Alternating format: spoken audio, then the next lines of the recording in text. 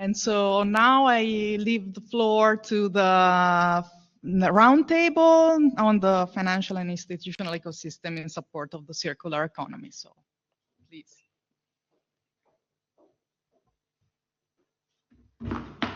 Here we are. Good morning, everyone.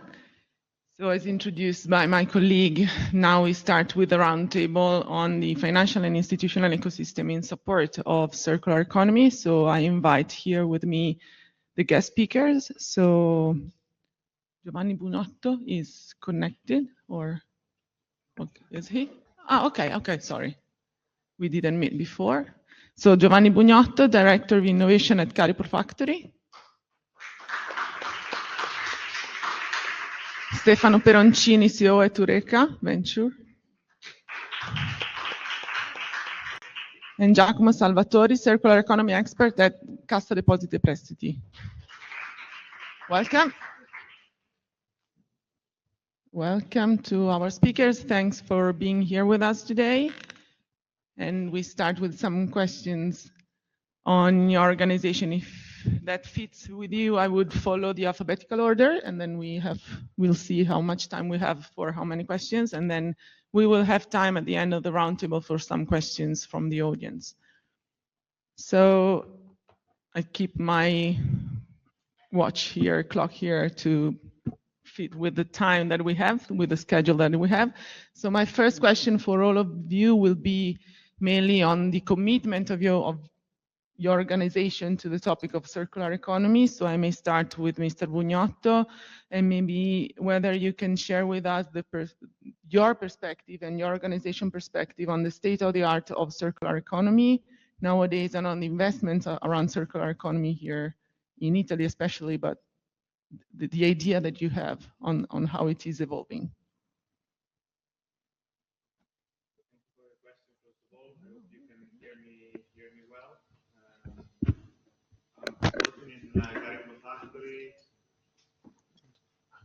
Thank you. Maybe batteries. Cariplo Factory, instrumental company of Cariplo Foundation. So a philanthropic foundation committed to circular economy as the industrial pluriannual plan that they have here in the Italian ecosystem. Cariplo Factory is an innovation hub. So we deploy open innovation instruments and programs in the Italian ecosystem. It means that we nurture on one side the startup and innovative SMEs sector, and we enable innovative programs between this ecosystem and the market and corporate world. In terms of circular economy, then we have a strong partnership with Intesa Sanpaolo Innovation Center and Intesa Sanpaolo Bank. Intesa Sanpaolo Bank is the strategic partner of at the Ellen MacArthur Foundation since 2016. So we leverage on this partnership to bring Ellen MacArthur Foundation vision in the Italian ecosystem by applying the Cariplo Factory innovation methodologies. Intesa Sanpaolo Bank, through Innovation Center, has as a financial instrument a circular economy plafond with credit for circular economy projects. Is a portfolio that was confirmed and reinvigorated in the last years, amounting now in the last industrial plan at about 4 billion euros. Talking about the circular economy ecosystem in Italy, I think I can better speak about circular economy and open innovation ecosystem in Italy, because this is what we do constantly. So I think there are more relevant people than me talking about circular economy in general, but when it matters, the open innovation and circular economy, I think we have a strong understanding of this ecosystem because together with the Intesa Sanpaolo Innovation Center since 2018, we have deployed through an initiative called Circular Economy Lab, a system for supporting the market transition in this sense. It means that in the last years, we have gathered around tens of thousands of innovative solutions ranging from startup and innovative SMEs that we have scouted, assessed, and thoroughly acknowledged to enable collaboration between this ecosystem and the large corporate one in Italy. Out of this ecosystem, we have identified, and actually we will be publishing in a couple of months the first Italian report on open innovation of circular economy. We have identified out of this database around 1,000 of circular economy startup champions.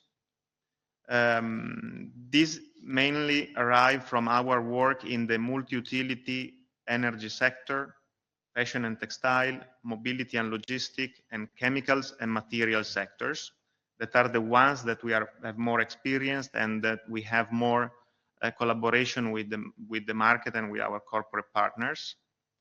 So out of these circular economy startup champions and sectors, we have mapped the investments trends in the last years. What we see that if we are talking about circular economy, the amount invested is around 100 million euros in Italy for these circular economy champions. It mainly arrives from venture capital investments, followed by grant. But is not to be is also to be mentioned the investment that arrives from bootstrapping, from crowdfunding, and business angels. It means that the circular economy ecosystem in Italy is quite strong and diverse and wide in the early stage of these startups, so pre-seed and seed level. And actually, it also it is aligned with the open innovation ecosystem in Italy. Thanks to the last year's investment, mainly by also Cassa Depositi e Prestiti, I think they actually have changed the momentum of open innovation in Italy, also for circular economy. We are also ready now to change and to accelerate the transition with our circular startups, and we are ready for the next phase. The next phase will be about public-private programs to enable open innovation. It's about the second generation of innovators to nurture and support the younger ones, and it's about proof of concept in the market. The corporate ecosystem nowadays has already matured in terms of open innovation and circular open innovation positioning and scouting and assessment of startups. What we are really seeing in the next years is consistent and pragmatic collaboration projects to market. So these are the three elements that I think are general for open innovation in Italy, but especially relevant also for circular economy and circular startups. Thank you very much. And we will follow up with some questions later. Now I invite Stefano Peroncini to share with us his perspective on circular economy, in particular, since you are CEO of a venture. What is the role of venture capital and private investments in supporting circular economy and in accelerating the circular economy transition? Thanks everybody. Really exciting to be here. Since I'm one of the original co-founder of Tondo, so I'm really happy. And in this university, I got the degree a few years ago, so really exciting to be here with you. Let me say a few words about Eureka Venture. Eureka Venture is an alternative investment fund manager. Actually, we manage more than 120 million euro, and we have different investment strategy in different funds. We used to collect money from investors in order to invest and hopefully to give back more money to our investors. So it's our job, it's really easy. Actually, we manage Eureka Fund, the first technology transfer, and we invest in deals related to the university with a material science angles. And so these kind of deals always have a circularity angle and point of view. Then we invest in MadTech, marketing advertising technology, like software, big data, AI. And the last fund we recently launched is dedicated to invest in small and medium enterprise through an innovative model that is called Search Fund Model. Coming back to my first fund, Technology Transfer Fund, we invested in more than 25 companies and proof of concept projects. Material science is the angle, the entry point of our investment. And we can say that venture capital have a strategic role in de-risking and scale up projects that many times are related to circularity economy topics, especially when we talk about deep tech. Deep tech means to take early technologies, invest in order to increase the TRL of that technologies, and then bring to the market. This is, it seems to be an easy process, but it means it requires really long times to be development, really strong alignment between the investor, the founding team, and the project itself. Because many times when we talk with founders in circularity approach or their ideas, they under-evaluate what circularity means in terms of investments that you have to do to build the manufacturing plant or in order to build your supply chain or go to market. And so many times, especially when we talk with deep tech that requires manufacturing plant, they under-evaluate how it's complicated. So in some cases, many cases, want to recycle materials from waste from agriculture.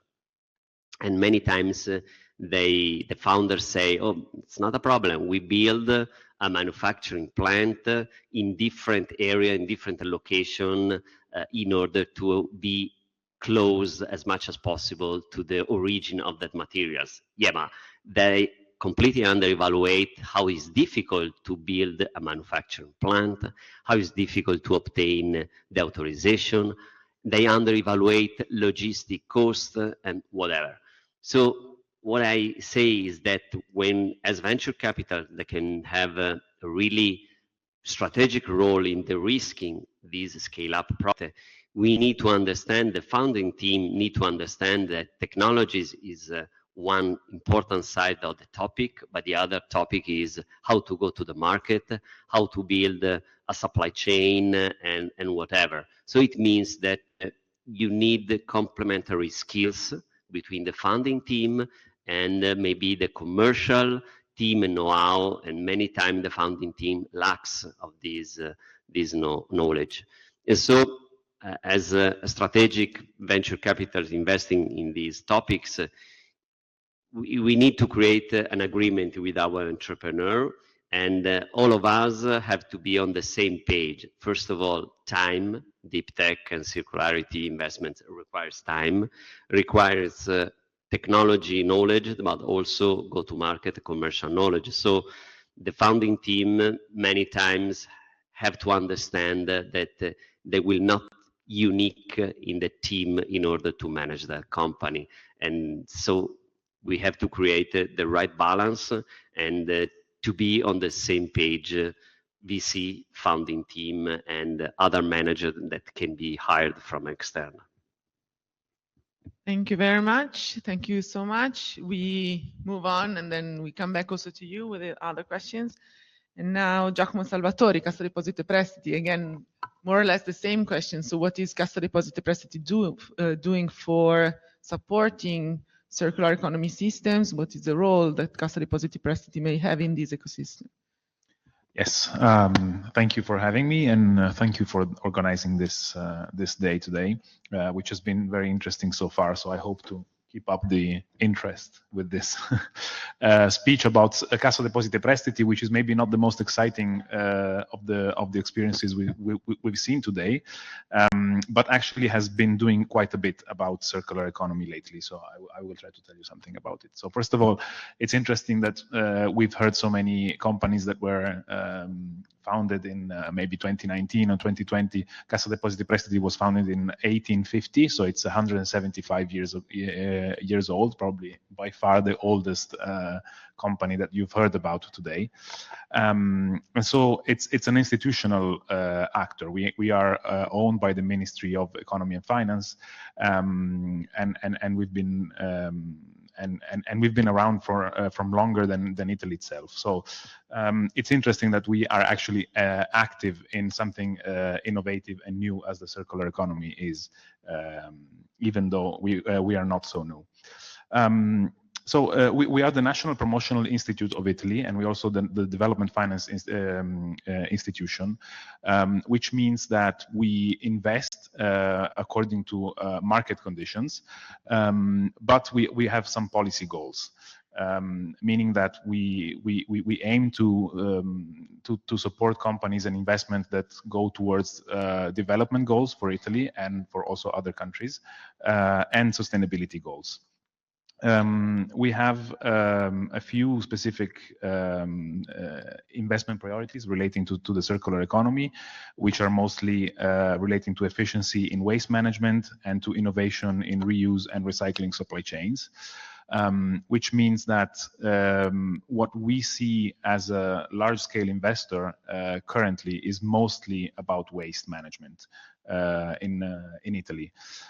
Of course, we have a number of other instruments on top of our direct investment, which are usually large-scale investment.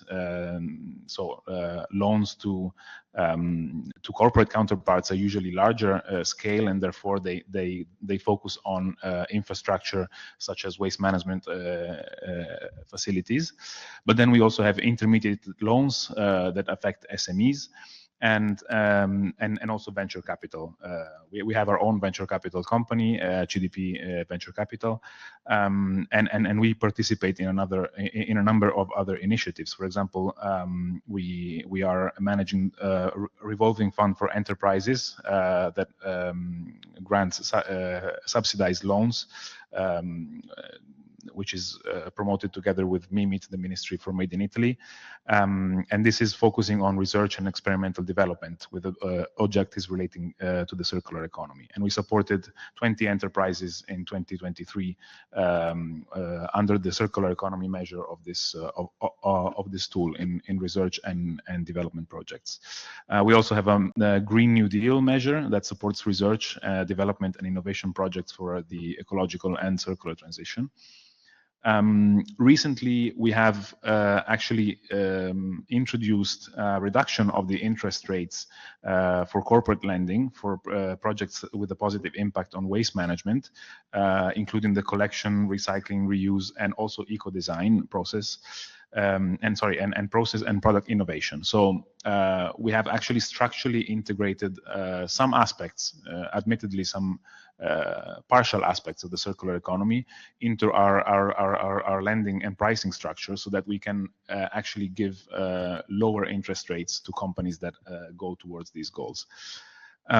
We have some more initiatives that I can mention. We have a funds of funds about infrastructure that's managed by CDP Real Asset that promotes ESG characteristics and measures the impact of the investment, mostly in greenfield and revamping projects, including on circular economy. This is a 500 million total target funding, including 300 million already subscribed by CDP Equity. And out of these, 33 million are dedicated to the circular economy. Then CDP Venture Capital that I was mentioning has a few initiatives. The most relevant, I think, are Tech for Planet, which is CDP Venture Capital's National Technology Transfer Pole, which is entirely dedicated to environmental sustainability. and it was created to foster market access and growth of new companies conceived within research laboratories. And among the target sectors is the circular economy. And then we have the Zero Accelerator, which is one of the programs part of the National Accelerator Network, and it's dedicated to startup growth in the clean tech field, including the circular economy. And for example, we have supported a startup JV that makes 100% recyclable wind turbines under this instrument, which gather in the last round 400,000 euros.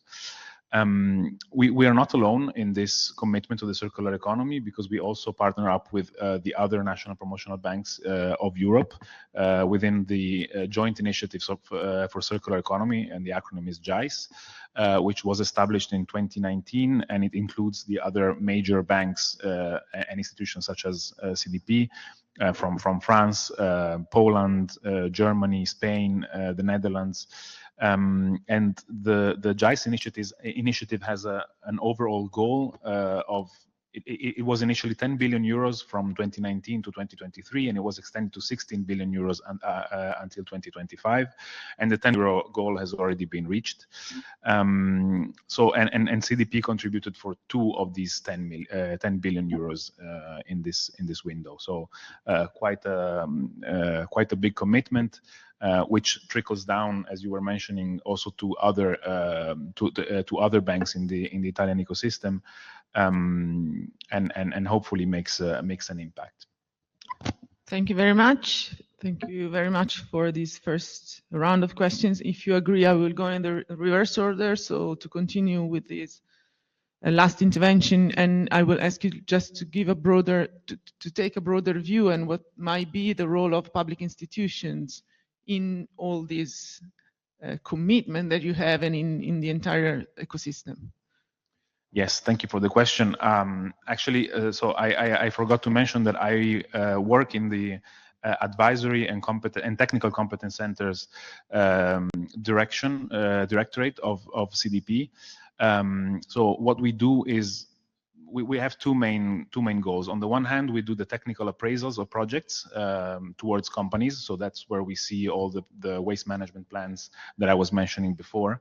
And the other main activity that we do is we do advisory to public institutions and to the public administration. And as I mentioned, what we see in our day-to-day is waste management, because this is what is mostly concern of the public institution, especially in the central and southern regions of Italy, where waste management is sometimes not as developed as it is in the north. And we provide advisory to the public to these public institutions, especially local public institutions, so municipalities and regions. Because these competencies are not always present in the public administrations. So waste management has gone through a very big transformation in the last, I would say, few decades. It went from being just collection of unsorted waste, carrying it to the neighboring landfill, and that was it. So it was a relatively simple process. Going forward, of course, this has changed a lot. We introduced separate collection. We introduced more and more sophisticated ways of recycling. We have very stringent goals of getting away from landfill, and so we also need to develop waste-to-energy plants. Unfortunately, I would add, but it's a necessary evil for the time being, and it's already being done in many regions, especially in the north of Italy. But it's still not complete. This process in the center, in the south of Italy. And so to do this, municipalities in some areas, and I mentioned especially the north, have managed to transform their internal waste management companies into market players and in industrial players. I know here yesterday you had Hera and A2A. So these are great examples of this transition that has happened, and so they are capable of managing industrial scale projects with the proficiency that a market actor can. But in many other cases, especially in central and southern Italy, this has not happened. It's been lagging behind.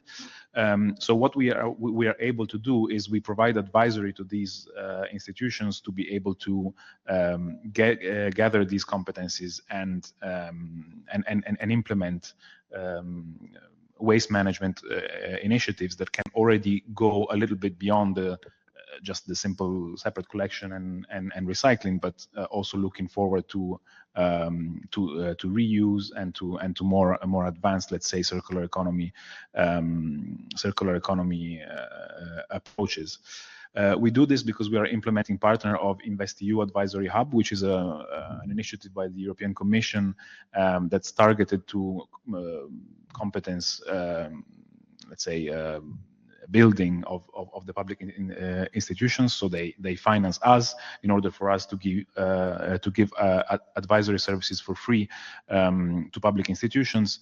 And in this context, we are carrying out some projects with municipalities to help them plan their investment so that they can be much more efficient and effective in separate waste collection, in recycling, in reuse.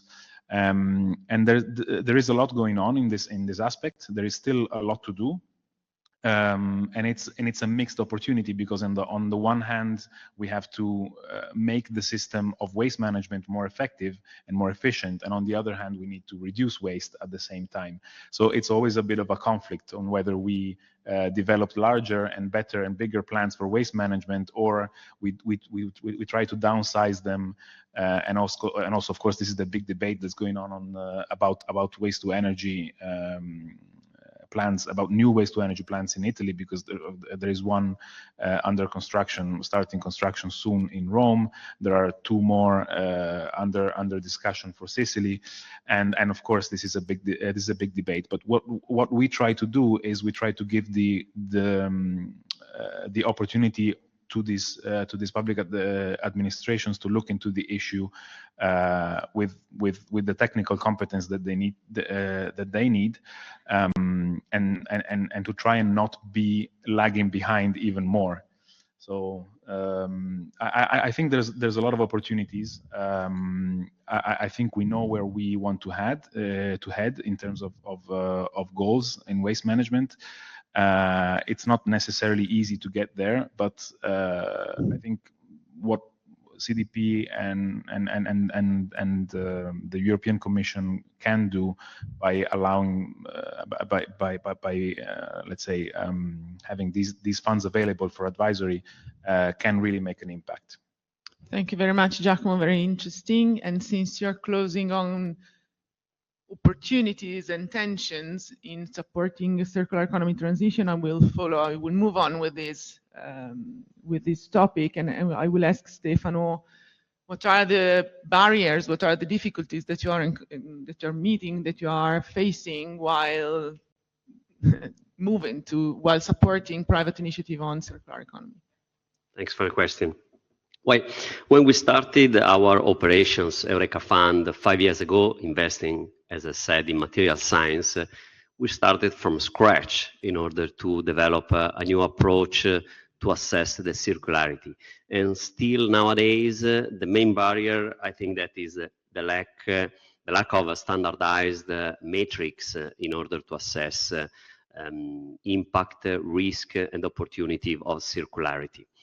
We know that carbon and energy data are now fully integrated in ESG audit and assessments, while circularity somehow is still qualitative, is still an option, something like a nice to have. And even if you see international level, the European taxonomy is not fully integrated with circularity assessment and so on. So that's why 5 years ago we started from scratch with development an ESG approach, a broader approach in order to assess all the ESG topics, so including also the environment and circularity themes. We used to do with external consultants, so when we are in due diligence, we create a project in order to assess all the technology and the circularity aspects of the business, and this is really appreciated from our founders. Then we create an action plan, and we agree this action plan with our founders in order to monitor their improvements in the years during the life cycle of our investment. But yeah, the first topic, the first barrier is that we don't have a matrix, common way for everybody or every company.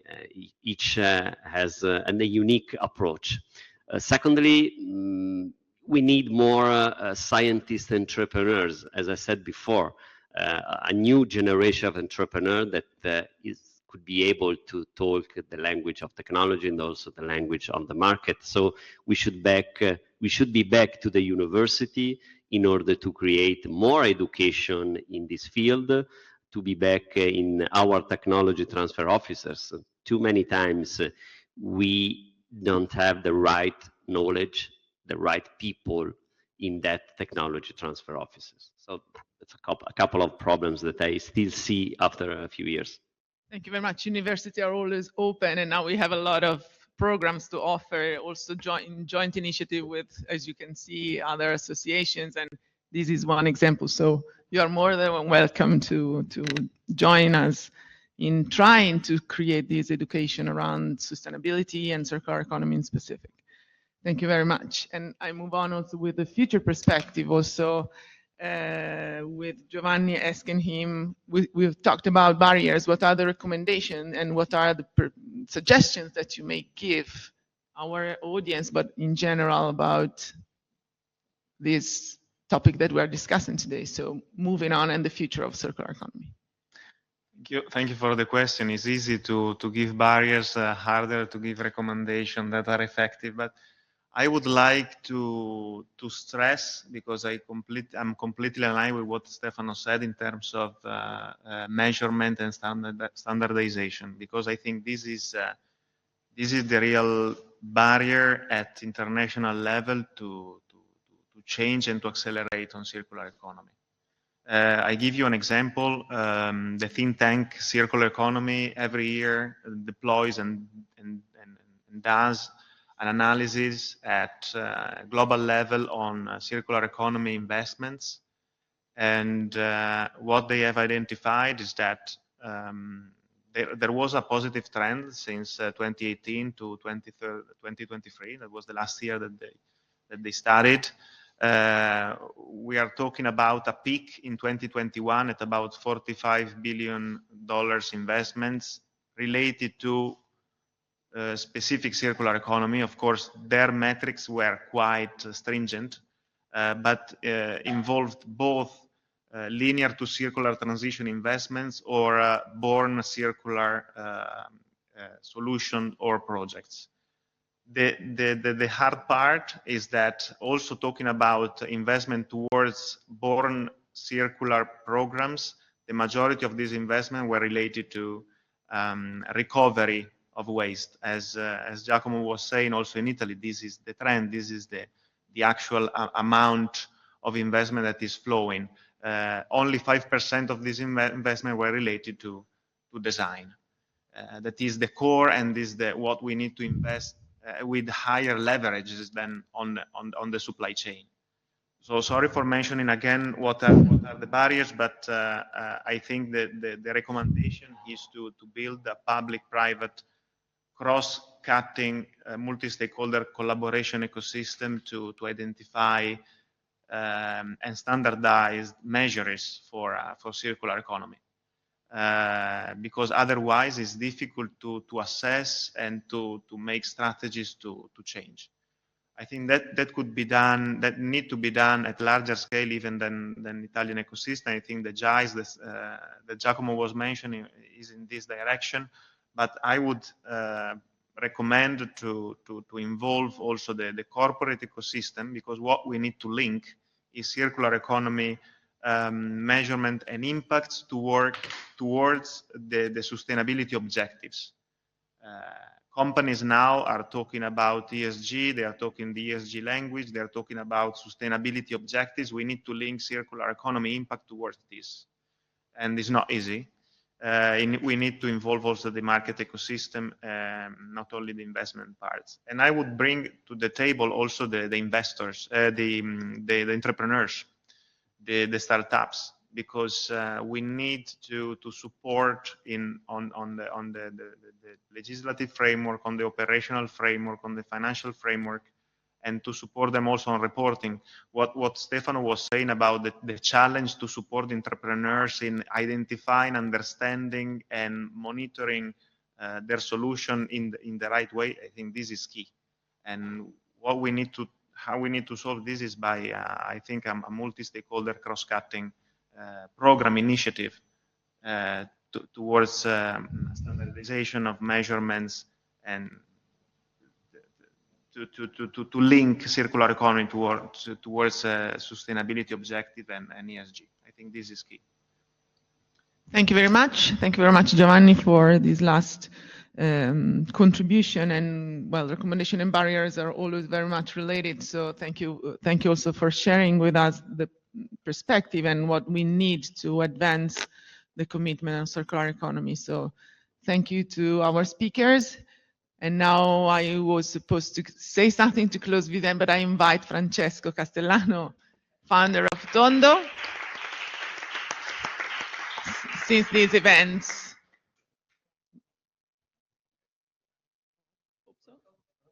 Guarda che te lo accendo sotto. Non so se quello questo. Ok. Va? Ok, sì, sì. Okay, thanks Laura for inviting me. I'm going to be very short. First of all, I would like to thank all the speakers for bringing their point of view. I think it was super interesting. Also, the last panel, the point about measuring circularity, we've done a lot. I think it's a topic that still needs to be actually implemented by the company. There are many standard instruments, so and that is very important. I would like to thank the University of Cattolica for hosting us, all the students that supported us, all the Tondo team, all the other partners, the Dutch community that is always linked to us, and yeah, thanks again to all the people participating home here. And yeah, I hope you enjoyed the event, and yeah, maybe see you next year. Bye bye. Thank you very much.